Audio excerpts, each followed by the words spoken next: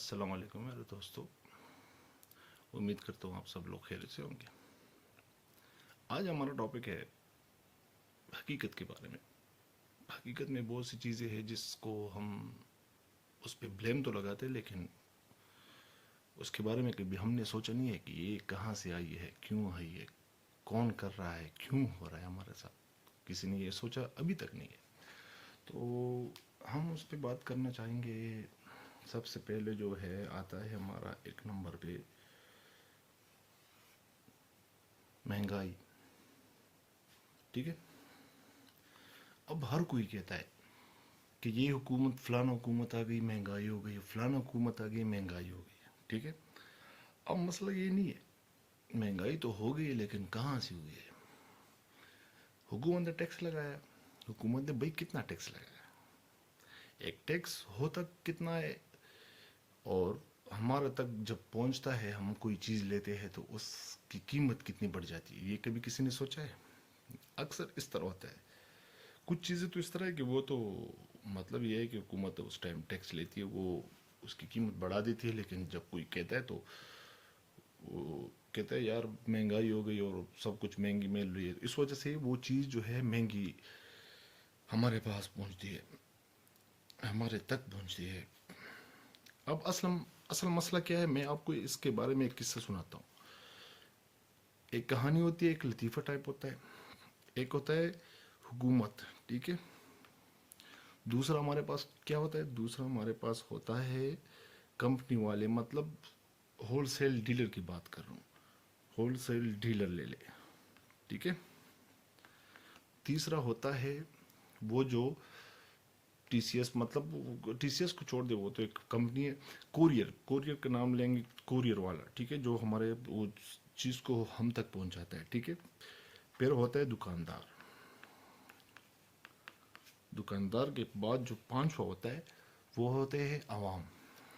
اب عوام کی یہ پانچ ایک ایسی ترازو ہے کہ آپ خود سوچیں گے کہ ایک چیز مہنگی کیوں ہو جاتی ہے، آپ خود اندازہ لگائیں گے۔ وہ یہ کہ کیا ہوتا ہے کہ تو جی کیا ہوتا ہے کہ پرنسپل اپنے ٹیچر سے کہتا ہے کہ اپنے بچوں کو جا کے ذرا کہہ دے کہ 20-20 روپے کل لے آئے، کیونکہ پیپر منی ہمیں چاہیے وہاں سے کل سے یا پرسوں سے 4-5 دن کے بعد ایگزام سٹارٹ ہونے والا ہے۔ اب وہ ٹیچر کیا کرتا ہے کہ ٹیچر جاتا ہے کلاس میں جا کے وہ بچوں سے کہتا ہے کہ کل اپنے ساتھ 50-50 روپے لے آئے۔ بچے کہتے ہیں ٹھیک ہے، پیپر منی چاہیے۔ بچے چھٹی ہوتے گھر میں جاتے، گھر میں جا کے امی سے کہتے ہیں کہ امی آج ہمارے ٹیچر نے ہم سے 100 روپے مانگے تھے۔ وہ کہتے کیوں؟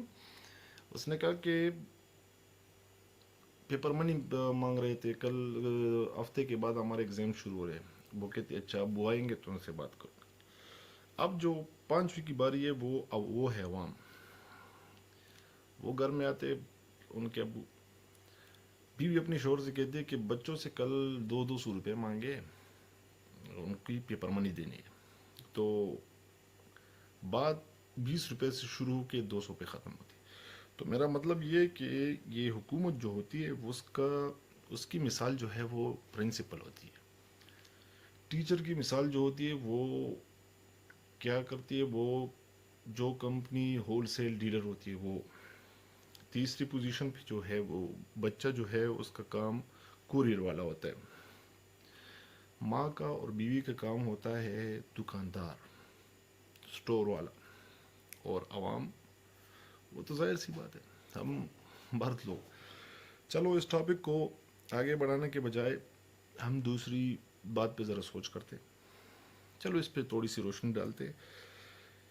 اب دیکھیں کہ 20 روپے سے بات شروع ہوتی ہے۔ اگر حکومت کوئی چارج لگاتی ہے، کوئی ٹیکس لگاتی ہے، ہم یہ دیکھتے تو ہے، اگر آپ اکثر دیکھیں تو حکومت 2 روپے ٹیکس لگاتی ہے کسی چیز پہ۔ پیٹرول 2 روپے مہنگا ہو جاتا ہے، بس والا اگر آپ سے کرایہ لے گا تو وہ 5 کی جگہ 10 لے گا۔ یار 2 روپے کی مہنگی ہوئی، چلو وہ 2 روپے ہم سے لے لو زیادہ، لیکن آپ 5 کیوں لے رہے؟ 1 لیٹر میں اگر یہ 5 کلومیٹر بھی جاتی ہے تو 5 کلومیٹر میں ہم اس کے حساب میں اس کو ڈبل ٹرپل دیتے ہیں، کوئی پوچھنے والا نہیں ہے. یہ ساری غلطی جو ہے یہ عوام کی ہوتی ہے. عوام کی اس لیے ہوتی ہے کیونکہ حکومت جو ہے وہ اتنی مصروف ہوتی ہے. ملک کو سنبھالنا یہ بچوں کا کام نہیں ہوتا ہے، کیونکہ کسی سے اپنا گھر نہیں سنبھالا جاتا. اس میں ہم دوست جو ہے نا وہ کیا کہتے ہیں، وہ ساری ذمہ داری حکومت میں نہیں ڈالتے، کیونکہ ہمیں خود بھی کچھ نہ کچھ کرنا پڑتا ہے. کیا کرنا پڑتا ہے؟ ہم نے غلط کو غلط کہنا ہے، صحیح کو صحیح کہنا ہے. آپ اندازہ لگائے کہ ایک چیز کے پیچھے ایک جگہ پہ کچھ بھی غلط ہو رہا ہے، کچھ بھی ہو غلط ہو رہا ہے، آپ اس کے خلاف سٹینڈ لینا چاہتے ہیں، تو آپ یقین کریں کہ اگر وہاں پہ 100 آدمی ہوں گے نا تو 80% جو ہے وہ آپ کے دشمن بن جائیں گے. پھر وہ آپ کو بدنام کرنے کی کوشش کریں گے، فلاں کو دماغ میں ڈالیں گے، پھر اس کے دماغ میں ڈالیں گے. اصل میں پھر آخر میں کیا ہوتا ہے کہ وہ بات سچ آپ پہ سچ ثابت ہونے کی کوشش کی جاتی ہے. وہ کس طرح؟ ایک آفیسر ہوتا ہے، اس کو پتا ہوتا ہے کہ یہ فلانا آدمی جو ہے یہ اچھا ہے، لیکن ایک آتا ہے اس کے کان میں کہتا ہے کہ نہیں نہیں یہ تو اس طرح ہے، تو وہ نہیں مانتا. دوسرا آتا ہے وہ نہیں مانتا، تیسرا آتا ہے وہ پھر بھی نہیں مانتا، چوتھا آتا ہے وہ نہیں مانتا، پانچواں آتا ہے اس کے دماغ میں تھوڑی سی بات آ جاتی ہے، وہ ایک ڈاؤٹ فل مائنڈ میں وہ کیا کہتے ہیں، وہ تھوڑا سا وہ جو ایک نقطہ سا بن جاتا ہے، ایک راستہ. کیوں؟ کیونکہ وہ ایک کی نہیں مانا، دو کی نہیں مانا، تین کی نہیں مانا، چار کی نہیں مانا، پانچ کی بات پہ اس نے تھوڑا سا اتنا سوچ کر دیا کہ آخر یہ سب کہہ رہے ہیں تو ہو سکتا ہے کہ واقعی اس آدمی میں کچھ نہ کچھ برائی ہو. لیکن یہ نہیں سوچتا کہ یار ہو سکتا ہے کہ یہ اکیلا ہو اور اس طرف کی جو پارٹی ہو جو کرپٹ ہو وہ زیادہ ہو. لیکن خیر یہ تو بہت معمولی سی بات ہے، کیونکہ یہ تو عام روٹین ہے نا. یہاں پہ اگر آپ دیکھنا چاہتے ہیں کوئی اپنی پوزیشن بڑھانا چاہتا ہے تو اچھے اخلاق یہ ہوتے ہیں کہ آپ راستے پہ جا رہا ہوتے کوئی آپ کو سلام کرے تو آپ نے اس طرح کرنا ہے. یہی ہوتا ہے، اس طرح نہیں کرنا ہے اپنے او السلام علیکم کیسے آپ ٹھیک ٹھاک گھر میں خیر خیریت، نہیں نہیں نہیں. اس سے انسان کی کیا کہتے ہیں وہ عزت بہت چھوٹی ہو جاتی ہے. آپ اکثر دیکھ لیں کہ ہمارے اسلام میں کیا ہوتا ہے اور اس معاشرے میں کیا ہوتا ہے. اس معاشرے میں مغرور جو ہوتا ہے، جو کسی سے بات کرنے کی وہ زحمت نہیں کرتا، کوئی یہ نہیں کہتا کہ یار چلو یار اپنے وہ اس کا بندہ ہے، لیکن نہیں، مغرور آدمی جو ہے یہاں پہ عزت دار سمجھا جاتا ہے. فلاں شخص ہے، اب جس کے پاس پیسہ ہوگا وہ امیر بھی ہوگا، وہ جو ہے وہ ملک کا جو ہے وہ ملک بھی اس کا ہوگا، ہر بات بھی اس کی سنی جائے گی. غریب تو کہتے ہیں نا غریب غریب تر ہوتا جاتا ہے. کیوں؟ کیونکہ غریب غلامی سے نہیں کر سکتا. غریب کو ایک چیز بہت اچھی لگتی ہے، فلانا زندہ آباد، فلانا زندہ آباد. بھائی اس سے نکلو، سوچ کرو. یہ یاد رکھے چھوٹے آدمی کی سوچ جو ہوتی ہے نا، چھوٹے آدمی کی وہ اپنے ہی بندے کو گرانے کی کوشش کرے گا، اپنے بندے کو آگے بھیجنے کے بجائے اس کے پاؤں میں دیوار بن جائے گا. لیکن یہ نہیں سوچتا کہ چلو یہ بندہ تو چلو وہ چھوڑ دے یار، یہ سوچو کہ اس کی وجہ سے، اس بندے کی وجہ سے تم اپنا وقت ضائع کر رہے ہو. اس کو آگے نہ بھیجنے کے بجائے اگر تم یہ سوچو کہ میں اس سے آگے جاؤں گا، وہ میرے پیچھے ہوگا میں اس کے آگے جاؤں گا، تب آپ کو ایک منزل مل سکتی ہے. اس طرح آپ کو کبھی منزل نہیں مل سکتی کہ میں فلانا کے پاؤں میں گر جاؤں تو وہ اس کے پاؤں کو تو پکڑ لوں گا، اپنے بندے کے، اپنے بھائی کے، اپنے دوست کے. تو اس کو کہتے ہیں چھوٹی سوچ والے لوگ. بڑی سوچ والے لوگ جو ہوتے ہیں نا، وہ بزنس کی بات کر رہا ہوں، سیاست کی بات کر رہا ہوں، مطلب یہ ہے کہ دماغ. بڑے لوگ کیا کرتے ہیں، وہ کہتے ہیں یار اگر میں اس ٹارگیٹ تک کو اچیو کرنے کے لیے کوشش کرتا ہوں تو ہو سکتا ہے کہ میرے سامنے کچھ دیواریں بن جائے. تو وہ کیا کرتا ہے کہ وہ ان آدمیوں کو آپس میں لگا دیتا ہے، اپنے ڈپارٹمنٹ سے اس طرف ہو، یا مطلب اس کو اس کے مطلب اس کے جو اپنے ساتھی ہوتے ہیں اس کے گروپ سے وہ الگ ٹائپ کے لوگ ہوتے ہیں. مطلب یہ ہے کہ وہ کیا کرتا ہے، وہ ان کو آپس میں الجھاتا ہے، ایک طرف یہاں سے اس کو اس کے ساتھ، اس کو اس کے ساتھ، وہ چلتا جا رہا ہے. وہ جو اس کے چھوٹے جو ہوتے ہیں، وہ چھوٹی سوچ والے کی بات کر رہا ہوں، وہ آپس میں لگے ہوئے تھے. وہ جا رہا ہوتا ہے، وہ اوپر چڑھتا چڑھتا جاتا ہے. آخر میں وہ ایک منزل تک پہنچ جاتا ہے. تب ان کو احساس ہوتا ہے کہ یار یہ کیا ہوا، یہ تو بہت آگے ہم سے چلا گیا. بھائی آگے جائے گا اس لیے کہ آپ کی سوچ ابھی تک اسی میں اٹکی رہتی ہے. یہ یاد رکھیں، ایک آدمی جو ہے وہ اکیلے ترقی نہیں کر سکتا. اگر کسی بھی ڈپارٹمنٹ میں، ہیلتھ ہو یا ایجوکیشن ہو یا یونین ہو، اگر کوئی یونین صدر بن کر یہ کہے کہ میں آگے جا کے آسمان تک پہنچ جاؤں گا، یہ سراسر اپنے ساتھ ناانصافی کر رہا ہے. کیونکہ کوئی بھی آدمی اکیلے نہیں جا سکتا. جب اس کے ساتھ اپنوں کی طاقت ہوگی، جب اس کے دل میں سچائی ہوگی، وہ حقوق کے لیے لڑے گا. جب بھی مشکل آ جائے اور وہ ایک آواز اٹھائے کہ میرے پیچھے آ جاؤ، اس کے ساتھ کوئی بھی نہ ہو تو بات کہاں سے کہاں پہنچ جائے گی، وہ واپس گر جائے گا. اس لیے میں کہتا ہوں یہ سوچ جو ہے بہت چھوٹی ہوتی ہے. ہماری سب سے بڑی کمزوری اگر کوئی بتا سکتا ہے تو بتا دے. ہماری سب سے بڑی کمزوری جو ہوتی ہے وہ ہے کل. کیوں؟ کیونکہ ہم کل کے بارے میں سوچتے ہیں.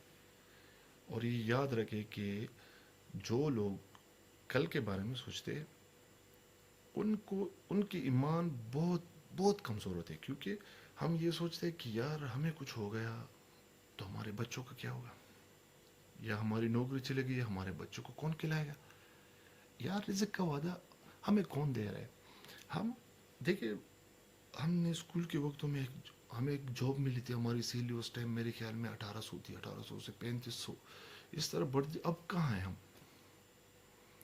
یہ جو ہم ابھی اب یہ دیکھیں، یہ پہلے تھا نہیں تھا. تو ہمیں کون دے رہا ہے؟ کیا ہم اس کے لائق ہے؟ نہیں ہے. ہمیں دینے والا صرف اللہ ہے. اس بات پہ آپ بھروسہ کر لیں کہ مجھے کچھ بھی ہو جائے، اللہ مجھ سے زیادہ میرے بچوں کو، میرے گھر والوں کو مجھ سے زیادہ دینے والا ہے. وہ کہتے ہیں نا، وہ سب اپنی قسمت لے کر آئے. تو ہماری سب سے بڑی کمزوری ایمان کی بھی، اور ہماری سب سے بڑی کمزوری جو ہم جن کے غلام بنے رہتے ہیں نا، وہ ہوتی ہے کل. ہم یہ سوچتے ہیں یار کل خدا نخواستہ میں مجھے کچھ ہو گیا تو کیا ہو گیا. یہ ایمان کی. دیکھیں، میں آپ کو ایک قصہ سناتا ہوں کہ میں جب اسکول کے وقتوں میں تبلیغ کے لیے جاتا تھا تو وہاں پہ ایک امیر سے ہوا کرتے تھے. اللہ ان کو زندگی، شاید وہ زندہ رہے یا نہیں، لیکن بہت اس ٹائم تو یہ تقریباً 98 کی بات کر رہا ہوں، 97 98 کی بات کر رہا ہوں، تقریباً 22 سال ہو گئے. تو 22 سال تقریباً اس ٹائم ان کی عمر 65 سم تھنگ اس طرح تھی. تو انہوں نے مجھے ایک بات کہی تھی کہ بیٹا میری ایک بات یاد رکھو، یہ صرف میں تم سے کہتا ہوں. میں نے کہا جی امیر صاحب. ہم اس کو امیر صاحب کہتے تھے. تبلیغ والے جو اپنے وہ سینئر ہوتے ہیں ان کو امیر کہتے ہیں. ہم نے ان سے کہا کہ جی امیر صاحب. تو وہ کہنے لگے کہ بیٹا ایک بات میری یاد رکھو، یہ بات میں نے کسی سے نہیں کہی. کہتا ہے کہ اس لیے کہتا ہوں کہ یہ یاد رکھو کیونکہ اس کا ذکر دوبارہ میرے خیال میں دوبارہ کوئی بھی نہیں کرے گا اس بات کی. اور یہ ہمارے لیے اتنی ضروری ہے جتنا کہ ایک مسلمان کے لیے کلمہ، ایک مسلمان کے لیے ایمان، ایک مسلمان کے لیے مطلب یہ ہے کہ بہت کچھ ہمارے ساتھ جڑی ہوئی ایسی چیز ہے جس کو ہم سیریس نہیں لیں گے تو ہم تباہ ہو جائیں گے. تو میں سوچ میں پڑ گیا. خیر اس ٹائم جو وہ بات تھی تو کہنے لگے کہ اس نے کہا کہ ایسا ایک وقت آئے گا کہ آپ اس بات کو ذرا اور لوگوں سے جلدی آپ سمجھ جائیں گے. میں سوچ میں پڑ گیا کہ یار ایسی کیا بات ہے کہ انہوں نے کسی اور سے نہیں صرف مجھ سے کہا ہے. میری خوش قسمتی تھی. اس بات کو میں واقعی میں 60 سال کے بجائے ابھی سمجھاؤں. اب 60 سال میری عمر ہو جاتی تو آسانی سے ہم توبہ کر لیتے کہ یار بس آج سے توبہ ہم کر لیں گے. یہ غلط بات ہوتی ہے. اچھا وہ بات کیا تھی میں آپ کو بتاتا ہوں.